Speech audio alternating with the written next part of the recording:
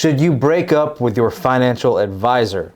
Hey folks, thanks for joining us. Welcome to Retirement Roadmap with MasterPlan Retirement Consultants, where today that is the question: should you break up with your financial advisor? Mark, there are a lot of different reasons maybe one should consider breaking up with their financial advisor. First of all, you kind of scared me with the opening there. Maybe turn the volume down, folks. I don't know. Yeah, sorry about that. So should you consider? Is that what you're asking? Should you consider? Should you break up with your financial advisor? Well, I think you absolutely have to evaluate anybody you work with, just like you should evaluate any insurance company you're using for automobile and homeowners. You always evaluate and want to see where you're at. Are you getting the best bang for your buck? Are you getting your needs met? Right. And we'll be discussing that today. Yeah. So number one, some things to look out for. The first thing I want to consider is, what's our communication like? Do we have poor communication? A good financial advisor should be accessible and proactive in discussing your goals, not just waiting for you to call him or her. Updates to market changes should be relatively clear as far as the communication there. If your advisor is unresponsive or only contacts during yearly reviews, it may indicate a lack of dedication to your financial well-being. It's kind of funny. So, being in the business so long, I've met so many advisors or brokers or whatever that they go silent when the market's down. Mm-hmm. You don't hear from them, as opposed to saying, communicating via email, via phone call, via whatever, that this is what's happening, you're taken care of, or we have a plan, or we, for this or whatever. Mm-hmm. But yeah, I've had people say, I've not heard from my advisor all year, and it's a bear market, and they're wondering what's going on, and I guess they're just afraid that, I guess the advisor's afraid that if they call them, the client may, ask them something they can't answer, or say, I want to move my money or whatever. But I think it's the opposite. I think staying in touch shows that you're on top of it. And, we kind of talk people off the ledge a little bit too. You don't want to make rash decisions. Absolutely. And every client has a different relationship with a certain advisor than the next as well. Some clients like to just cruise and then I'll call you when I need you sort of situation, but still some feedback now and again is really critical for that communication. But I think really one of the key things that comes down to the communication is the very beginning of the relationship, and building that plan is the education. I think that's essential for the building of the plan, so that when, let's say, in your example of an advisor being nervous to reach out because the markets are a little rocky, let's just let it pass through. Maybe the client understands why things are set up the way they are, understands a little bit more about the education behind the moves, and it's a little bit smoother sailing in a long-term scope. Yeah, and I think that initial communication through the initial planning meetings, you set up expectations. Mm-hmm. You don't promise, hey, we're going to make 12% every year. You're going to say, this is going to happen, that's going to happen, but if this happens, we're going to do this. If that happens, we're protected. Again, it's educationally based, and clear expectations of what to expect. We get very few phone calls, when the market goes down or sideways or whatever. And when we do, we talk to our clients and we remind them of the plan and why we knew this was coming. Yeah. There's always going to be a time when the market's down. There's always going to be a time when something's not working the way it should be working, but we know what to do in that case. And they know what we're going to do in that case. You know what causes more phone calls than market volatility for us is articles. People come over, oh, I saw this article, heard this thing on the news or something, and I got to do something about this. Investor pornography. That's right. Articles, whether it be an email, a newspaper. Do they have newspapers still? There are a few left. There are a few left. Or whatever, they see this big headline, and all they're trying to do with that headline is grab somebody's attention, usually out of fear, in order to get them to apply for something or sign up for something or buy something or whatever. And, that's reactionary. And just understand, we had somebody, we were teaching a class last night, and somebody said that they had a friend, I think, if I remember correctly, and said, you should always turn on your Social Security at age 67. Mm. And we said, what's that based on? Mm-hmm. An article I read or whatever. Actually, no. The quote that she shared was, "You're stupid not to." That's what it was. Your Social Security stupid. At full retirement age. Was that an article title? Yeah. So, yeah, but that's a silly blanket statement, recommendation, belief or whatever. And just like we had somebody else ask, the other question was, what is the amount of money you should have in your retirement nest egg to retire? I don't know. Let's talk for a couple of hours and we'll figure it out. But you can Google that and you'll have a dozen articles on the first page telling you the number It's you usually need. a million. I don't know why. But they're all blanket recommendations, taking so many assumptions that just is not realistic for any individual. It's not. I love it when people ask those kinds of things, and I'll just look at them and say, I don't know. Oh, yeah, what do you need? So how much do you have now? Okay. So the question is, or the point is, number one, poor communication. If your advisor has poor communication with you, that might be a time to consider looking for a new advisor. Retirement planning and advising in general is just as relational as it is financial. Absolutely. As we've, I think, said before on the show, is we get to know our clients so personally. I mean, I can't imagine working with a company where you dial an 800 number, or they have 12 offices with 50 people at each office, and you don't know who you're talking to or if they'll be there next week or whatever. As we've said before, we're a multi-generational family business founded by us, and it will continue on, but yet our clients know who's here. They know by name, and somebody new comes on board, we'll introduce them to our clients, whether it be at an event, through email or whatever.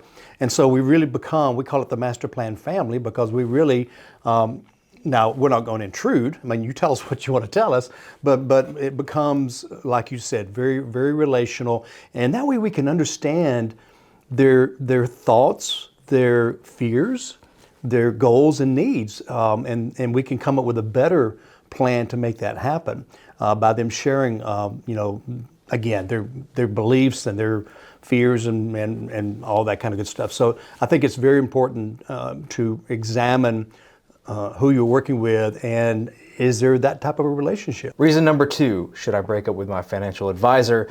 Misalignment of financial goals. Now, first of all, your financial goals may evolve. In fact, most likely they will evolve over time, and your advisor needs to be able to adapt their strategies accordingly. If your advisor is not adjusting their approach to meet your changing needs, it could be time to explore other options. A good advisor should be flexible and willing to tailor their advice, and I would go a step further and say a good plan has to be flexible.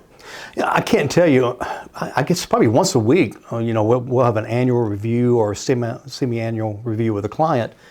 And Mark, we need to talk to you about something. What's that? Well, our daughter has had a health issue. They're going to have to move back home, and with her husband and 2 children, and they're out of work. And total change, right? Or we've decided that instead of staying in our house that we told you we were going to stay in, we're going to move to Costa Rica, or we're going to buy a beach. I mean, so many things change that they never really thought about until whatever. Just one night they're having dinner maybe, or whatever may have happened. So it's not only just the big events like a spouse passing away or a long-term care need. It may be something, again, as simple as just something we didn't see. We have a list of about 15 things that can affect your retirement. And I don't even think that one's on there, the one I just mentioned. So again, I guess a week doesn't go by that we don't have somebody saying something's changed. And so we need to be flexible. Maybe it's a short-term change. Maybe it's a one-time lump sum change. Maybe it's we've decided to put off Social Security because I'm going back to work because I'm bored. I mean, it's so many things that can happen. And so what you said is very critical, is that we have that plan, but it is not a paved road map that you can't turn off of. It is definitely has so many different directions you can go in, but we still want that direction initially, and then we'll make adjustments as we go. And I would also meet in the middle a little bit for the advisor. The plan is not completely solely on the advisor. There is something, now you cannot help emergencies or life situations that pop up, but there are also responsibilities and disciplines on the client side sometimes, if it's budgetary or whatever, that need to be fulfilled as well. So that's just like creating the plan, implementing it is a two-way street as well. Absolutely. And again, I can probably count on maybe 10, 15 fingers of clients that came to us and the plan was really good, but for whatever reason, those first 2 or 3 years of retirement, they really took a lot of money out of their accounts. And we had to kind of have some discussions with them. Now, sometimes you have to, but sometimes it's things like, well, we weren't planning on doing this, but now I think we're going to buy a boat or whatever. And they do 3 or 4 or 5 different things. I can think of a client right now, and they're kind of on the edge of, we really need to be careful the next few years and kind of catch up a little bit, or we're going to have an issue later, down the road. So it's got to be flexible, but two-way communication and two-way responsibility. I think that's a good point.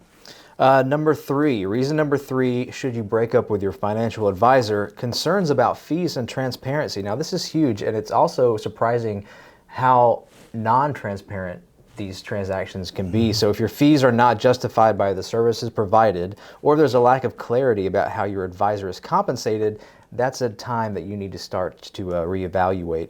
Understanding how your advisor is paid is more important to maintain their interest. Maintain that their interests are aligned with yours. Yeah, and that comes down to some part with how they're licensed. Yeah. So, if they're on a commission type basis, maybe a mixture of commissions and fees, you won't see those commissions unless maybe you read the prospectus, which is 800 pages long or whatever it may be. I have people look at me and say, my 401k at work is really cheap. It's a $50 fee a year. You hear that a lot, but it's actually the opposite. It's one of the most expensive investments because all those mutual funds in there have fees built in that you don't see. And they could be 0.5%, 1%, up to 2%, or maybe even a little bit more. And then there may be some other things. If you're using the life cycle funds, there could be a little bit of fee built in that. Government study says 401ks are one of the most expensive investments. So you've got to, and that's why I love the fact that, first of all, we don't use mutual funds because of the built-in fees and the lack of trading ability until the end of the day, and they're just antiquated, right? So we primarily use stocks and ETFs, but as we've said before, we being fiduciaries, we are strictly fee-based, and that fee, when they get their statement from Schwab or the custodian, it's right at the top of the statement, and it's based on the size of the account. So if it's a 1% management fee, we know it's 1%. And what's great is, if you make $50,000 in that account this year, you're happy, right? As a client, you're happy. Well, we're happy too. We want to grow because, number one, we make 1% of more money, but number two, we've aligned with kind of the same goals. We want these accounts to continue growing and growing. So we're very transparent in that respect. Yeah, advisors can charge differently, and that's the nature of the industry, but it is crucial to understand how your advisor charges. And just as Mark said, it's a really great window into understanding a lot more about their business practices based on their licensure and things like that. The way that they take fees or charge commissions will lead to more things, more information about your advisor. Yeah, because again, depending on that type of license, there may be a lower level of client care. We'll get to that in a bit, okay. but that's absolutely right. Yep. So hang on to that cliffhanger. But folks, stay tuned. Yeah, stay tuned. I do want to take a moment to point you to our website, MasterPlanRetire.com. There you can find multiple retirement resources, links to this show, retirement checklists, things of that like. However, the most important thing is there's a Schedule Now button. You click that, it takes you directly to our calendar. You can schedule your complimentary consultation with us in office in Marietta, Georgia, or via Zoom. We got really good at Zoom a few years ago, along with the rest of the world. Something weird happened, and it just, yeah. That's right. So MasterPlanRetire.com, or call us at 770-980-9262, extension 4. Mark, tell us a little bit about those complimentary consultations. Yeah, so today's show is about, should you break it with your financial advisor? Okay. One way to figure that out is to maybe look at some other advisors that really get into retirement planning and kind of see, is there a difference? And I think we present a huge difference, but what that complimentary consultation does is it sits down, we sit down with the client, whether it be Zoom, face-to-face, phone call, whatever, and we start with about you. What are your goals, your dreams, your worries, your concerns? What's your fear? Is your fear running out of money? Is your fear whatever it may be? And then we gather some financial information, still complimentary, very generic financial information, and we run a series of reports. There's 6, 7, 8 reports we can run for you. Why? Well, we want to test where your weaknesses are. And once we know where the weaknesses are and what can trip you up, then we know what to attack. And so, again, it's a 2-meeting complimentary meetings, and you also get to know us a lot better and kind of see, hey, this is different than what I'm doing now, or my advisor now, whatever it may be. So I would take advantage of that. I mean, we do those. We do several of those a week. And I love doing them. Evan loves doing them. Getting to know everybody's story. Everybody has a different story. So yeah, click that green button at masterplanretire.com, and we'd love to meet with you. Should you break up with your financial advisor? Reason number 4, seeking a fresh perspective. If your current advisor is not bringing any new ideas or strategies, seeking a different viewpoint can be beneficial. A new advisor may offer new solutions that better align with your financial aspirations. And the first thing that I'll say to that point is the industry is constantly evolving, as is the world we live in. From legislation to economic changes, a prudent advisor must be in a continued state of learning. Yeah, and it's almost like getting a second opinion from a doctor. You know, this other doctor has the same specialty, but maybe they keep up with education more. Maybe they've been more recently graduated and they're up on some newer techniques. Maybe they're an older doctor that's so experienced and they know how to approach. I mean, there's so many different reasons to look at a different, from a different standpoint. We call it a second opinion here as well. And so it's not only education, like you just said. I mean, we're constantly having to look at new laws, new techniques, new products, new tools, but also again, because of the conferences we go to, the continuing ed, we get new ideas not just on, you know, the laws themselves, but you know, there's a new tool that's come out that can do a better job of providing this or that. So let's explore that and introduce that as well. So yeah, I think it's just a no-brainer to take a look at another view of your financial affairs. Well, on my end, on our end, I also think it's fun with prospective clients who may already have an advisor, or I've had several say, well, we're trying out several different advisors. We're going to different meetings and stuff. I always ask them, and I genuinely want to get the information from that advisor. I want to see what other people are doing. It really makes me curious, especially if I get to know these people and know their goals and where they're going and entering into the retirement planning stage. I really want to see what these other retirement planners, advisors are suggesting, or what they're looking at versus what they're not looking at. Yeah, and it might be a good idea, it might be a bad idea, but we take the good ideas, right? Yeah. I think you said that to someone last night in last night's class. Yeah, I said, yeah, because please schedule and bring it with you. I want to see. They were saying, we're meeting with an advisor next whatever, Tuesday, Thursday, whatever it might have been. And so Evan said, well, you know, then come meet with us and let's hear what their ideas were, and we'll share our ideas with you, and we might learn something. And just like, again, the conferences we go to, I mean, they have 6, 8 breakout sessions a day covering everything. We got techniques one next week. Next week, yeah. And so it's again just what else is out there? If you were working with an advisor from 25 years ago because your dad or granddad worked with him, I can be pretty sure, can't guarantee, but I can be pretty sure that there's still a lot of stuff that's old coming out as opposed to some of the newer ideas. Maybe not, but from people I've talked to, that seems to be more true than not true. That's true. It's true that it's more true. Okay, it's not untrue, but it's true that it's more true than untrue. Is that right? Now I have a headache. Right. Sorry for anyone who's driving right now. That's right. Should I break up with my financial advisor? Reason number 5, ethical concerns. So if you experience unethical behavior or encounter any red flags, it may be time to find a new advisor. Your financial well-being depends on a relationship built on trust and integrity. If you suspect conflicts of interest, which is we can go a long way with that conversation. Yeah. If you suspect conflicts of interest or feel uncomfortable with their actions, prioritize your peace of mind. I mentioned earlier we'd talk a little bit more about fiduciary versus suitability. One of the reasons for a fiduciary, best interest of the client. And full disclosure. Avoiding conflicts of interest and or making them known are built into the license. So yeah, I think first of all it's important to talk to them first and find out what they did and why they did it. Because maybe you see it as being, they did this and that's wrong. And maybe I'm just trying to defend and not put everybody with the same paintbrush, right? Mm-hmm. So get an explanation. Then you can go and say, well, that doesn't make sense, or that's a red flag or whatever, and then you can go get a second opinion. Not only interview other advisors, but also you could even run by what happened, and maybe they can give you an idea on that as well.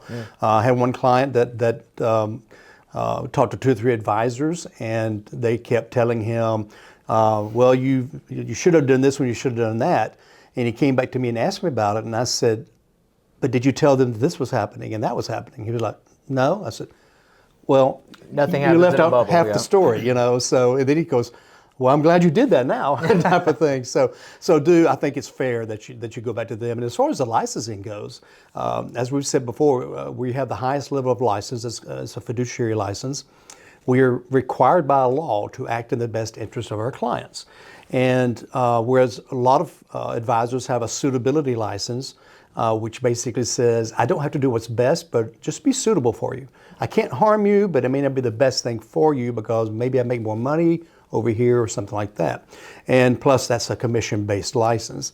The worst part is there's some advisors that have both licenses. Which I don't know how that works. What hat are you wearing today? I don't know. Yeah. So maybe they flip a coin. So another thing to consider is if an advisor works for an asset manager, they're likely to, they may tend to overuse the investment products that their firm offers. So advisors who work for mutual funds, banks, and insurance companies, they're required to recommend their firm's investment products first. Again, regardless of whether they are the best option, they just need to be suitable. So these advisors are always conflicted regarding the investment advice that they share. And that's what I love about being independent. I mean, we can use so many different tools, so many different portfolios, and we consistently look at what is the best for this purpose. Yeah. Perfect round peg for a round hole, and then over here we need the square peg for the square hole or whatever it may be. And that having the ability to go out into the world and find what's best for the client helps me sleep at night, to be honest with you. Generally, advisors who work for RIAs, registered investment advisors, they work with the entire universe of options and are generally conflict-free. So look for an RIA for your financial advisor. And a fiduciary. And a fiduciary. So a couple of closing remarks. Number one, know the difference between a financial advisor and a retirement planner, especially if you are entering the financial planning phase of your financial life. If you're 50 or older and you haven't started working with a true retirement consultant on a holistic basis, you probably need to think about that sooner than later, because just working with somebody that invests money, that's probably fine if you're 30, 35 years old, but when you start looking at the mountain of retirement and all the decisions that have to be made, try asking somebody at a brokerage firm when to turn on Social Security or how to have a tax strategy. Yeah. Very rarely will they answer you because that's not their expertise. Their expertise is trying to invest your money. So that retirement consultant, retirement advisor, and again, if they're not covering every facet of retirement, about 15 areas that you can look at, then they're not a true retirement consultant. Yeah, and there are different terms now that you'll see, whether it's holistic retirement planning, we really like that term, comprehensive retirement planning, but it's important that they look at the full picture, because one change in one of these areas, dozen plus areas, will inevitably affect the others at some point. Yeah, I know of a firm, and I certainly would not name them, but they're called something like Wealth something another, and basically they sell annuities. That's all they do. Yeah. So, but you feel like you're getting wealth management or whatever, and so I just think that's misleading, personally. But again, going in and interviewing, talking to, what else do you do? Can you help me with this, that? What about long-term care? Should I buy a policy? Should I use another tool? So many different areas to look at. Financial advisor, the title can be a blanket term for a lot of different financial professionals. That's not necessarily a retirement planner or an investment advisor, things like that. So keep an eye out for that. Be careful of the titles. So we're out of time, folks. Glad you joined us. MasterPlanRetire.com. And until we see each other again, plan well and prosper.